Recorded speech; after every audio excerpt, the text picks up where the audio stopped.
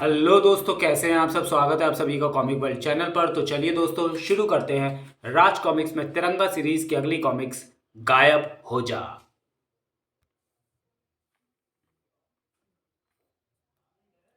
संजय गुप्ता पेश करते हैं गायब हो जा। लेखक हनीफ अजहर, सहयोग अनुपम सिन्हा, संपादक मनीष गुप्ता, चित्रांकन दिलीप चौबे, सहायकार विनीत सुलेख श्याम लाल। सर्दियों से इंसान को सॉरी सदियों से इंसान को लुभाते आए हीरे जवाहरात आज भी अपने काम को बखूबी निभा रहे हैं। हाय, कितना खूबसूरत है ये हीरा। ज़रा कीमत भी देख, पूरे 50 लाख रुपए का है।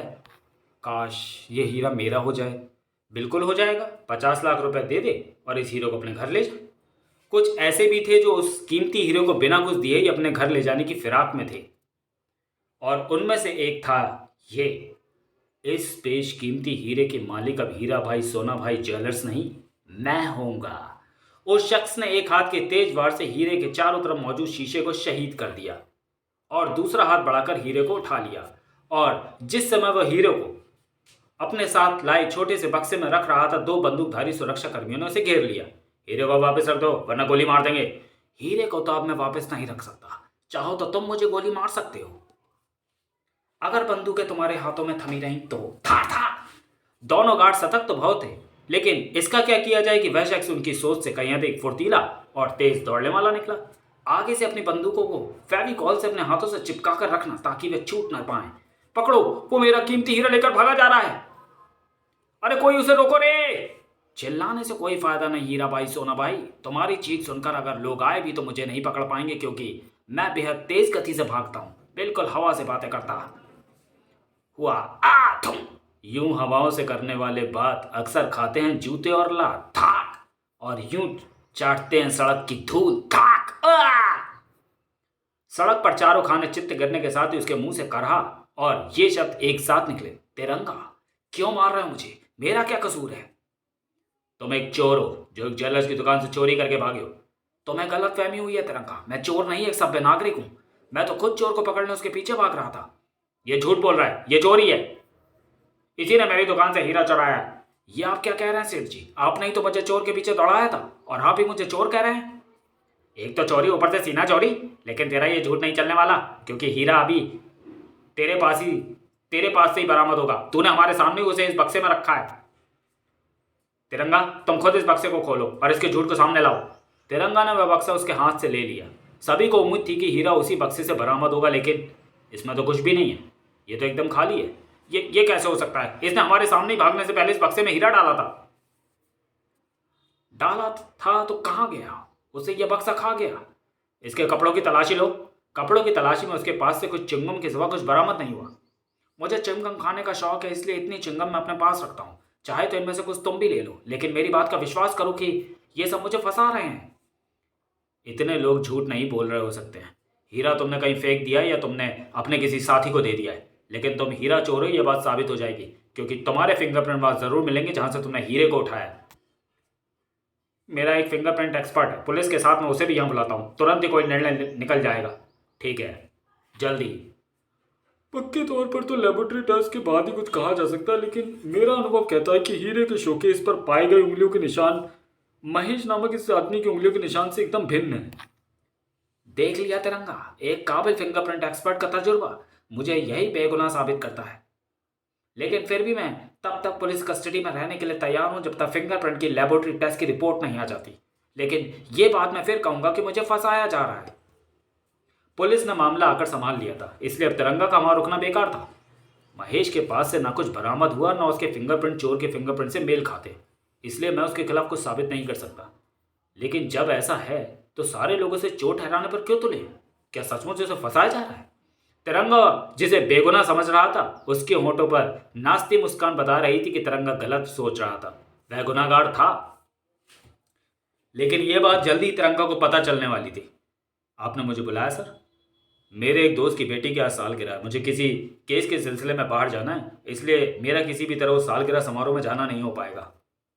मैं चाहता हूं कि तुम मेरी तरफ से उस पार्टी में पहुंचकर ये प्रेजेंट दे आओ। ठीक है सर, मैं चला जाऊंगा। रात को पार्टी में सत्य प्रकाश जी को एक केस के सिलसिले में शहर से बाहर जाना बेहद ज़रूरी था, इसलिए उन्होंने मुझे भेज दिया। Happy birthday. Thank you. Gift मैंने दे दिया, अब मुझे जल्द यहाँ से निकलना है, क्योंकि फिर मुझे तिरंगा बनकर आज रात की गश्त के निकलने में ज़्यादा देर हो जाएगी।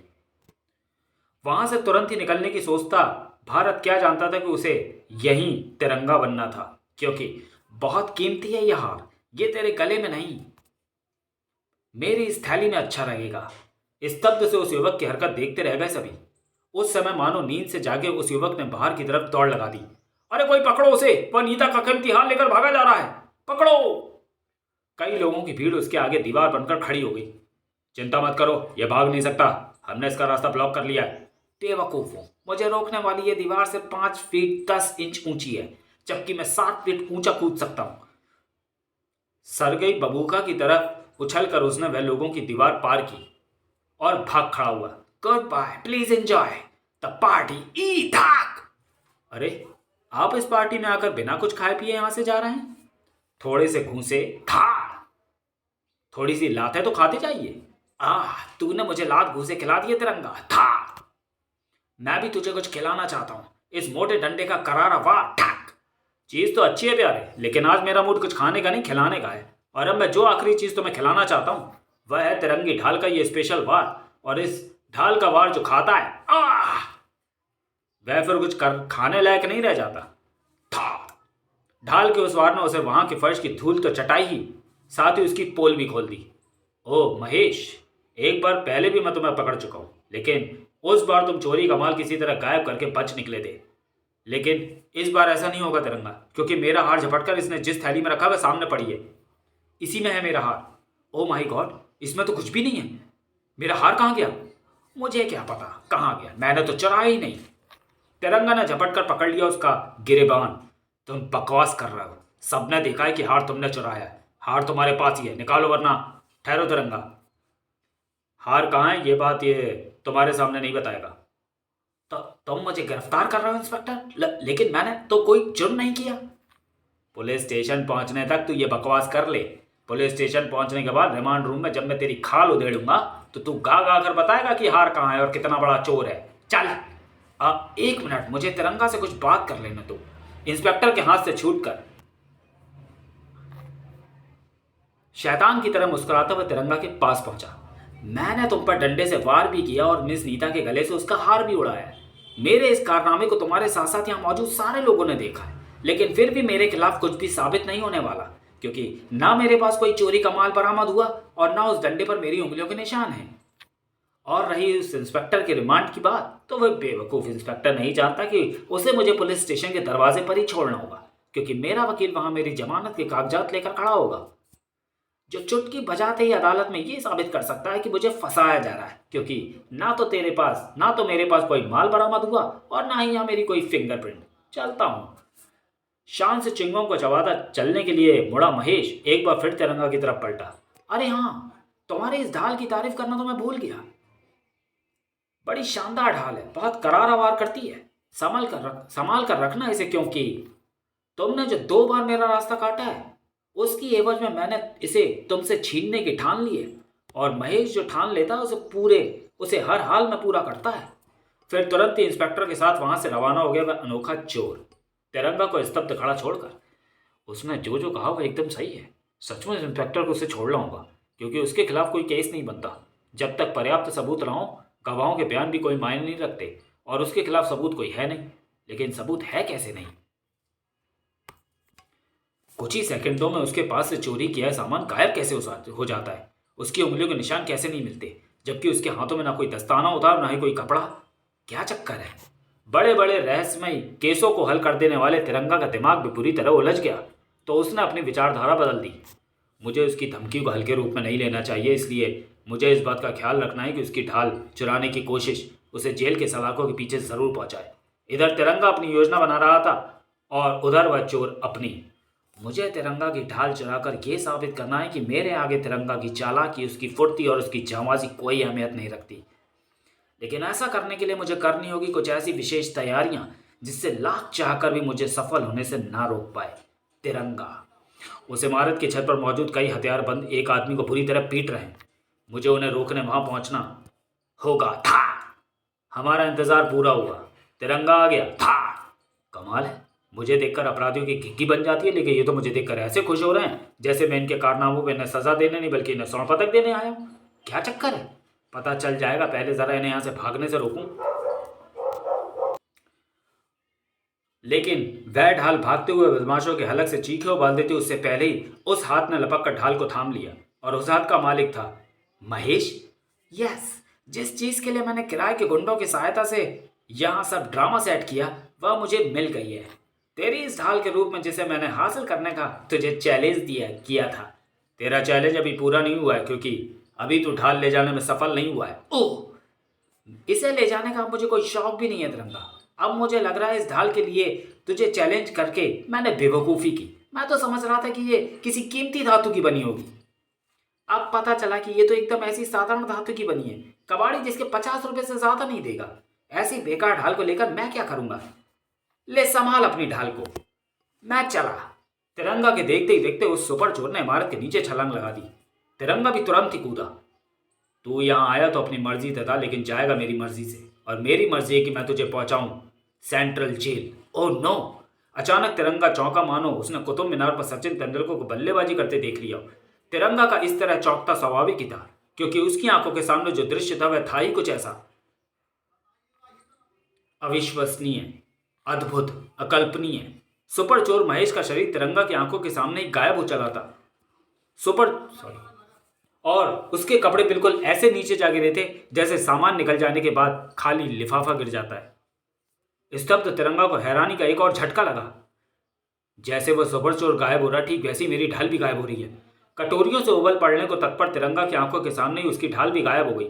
मुंह बाए खड़ा देखता रहने के सिवा कुछ ना कर सका तिरंगा। उफ, जादुई कहानियों की तरह ही वह सुपर चोर और मेरी ढाल गायब हो गई।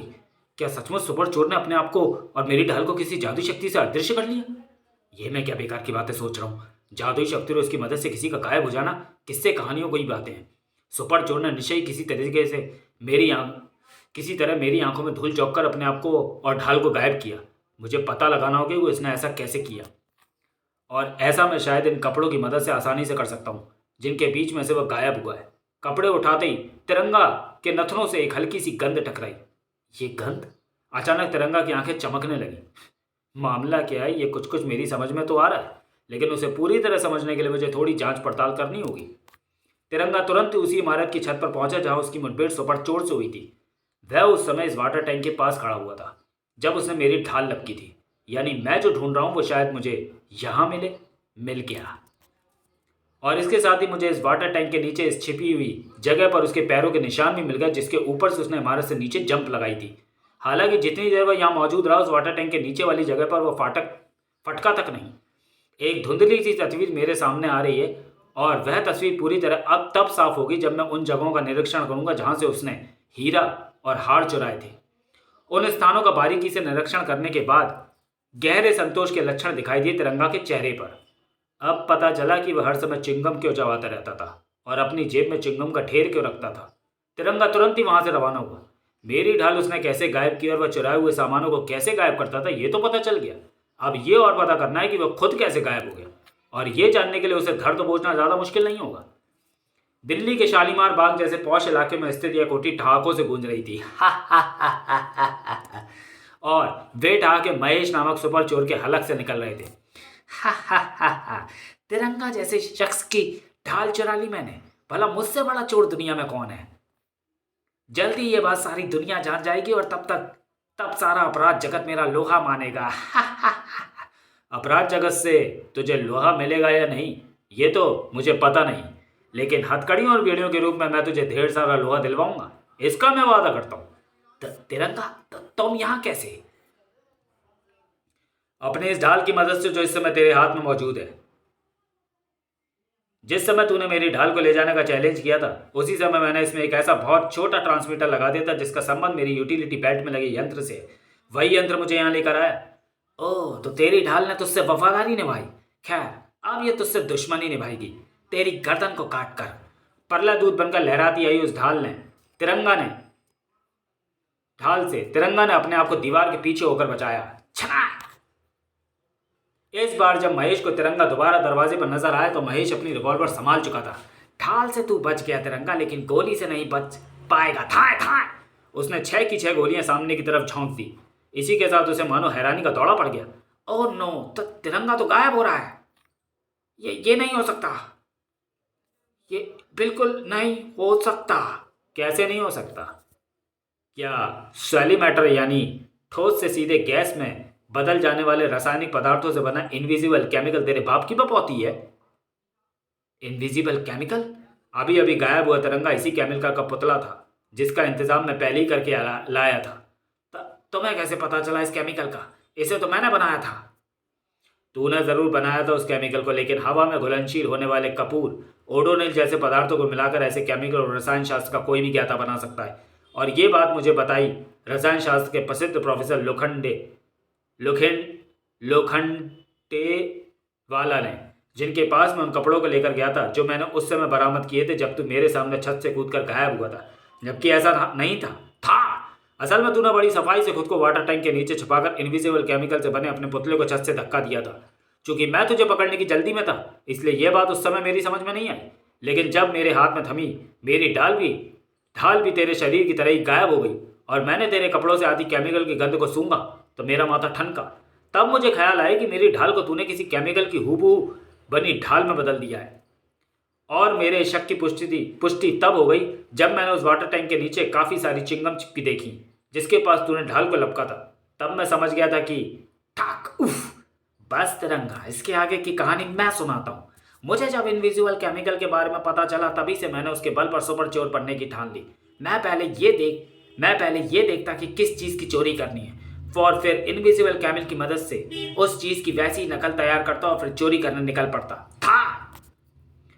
मैं उस कीमती चीज़ को चुराकर उसे बड़ी सफाई से च्युइंगम की मदद से वहीं कहीं चिपका देता और लोगों को दिखाकर उसकी नकल को लेकर चलता बनता। लोग जब मुझे पकड़ते तो उन्हें वह चीज़ मेरे पास से मिलती ही नहीं, क्योंकि इनविजिबल केमिकल की बनी होने के कारण वह हवा में घुलकर गायब हो जाती थी। और इस तरह चोरी की हुई चीज़ें मैं बाद में भेज बदल कर जाकर ले आता था। चोरी करते समय मेरे हाथ पर भी वह केमिकल चढ़ा होता था, इसलिए किसी को मेरी उंगलियों के निशान नहीं मिलते थे।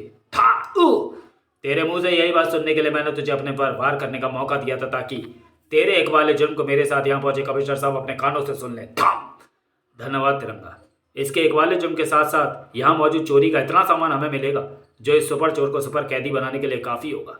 समाप्त। तो चलिए दोस्तों, वीडियो को यहीं समाप्त करते हैं और मिलते हैं तिरंगा सीरीज की अगली कॉमिक्स किस्सा कत्ल का में। तब तक के लिए धन्यवाद।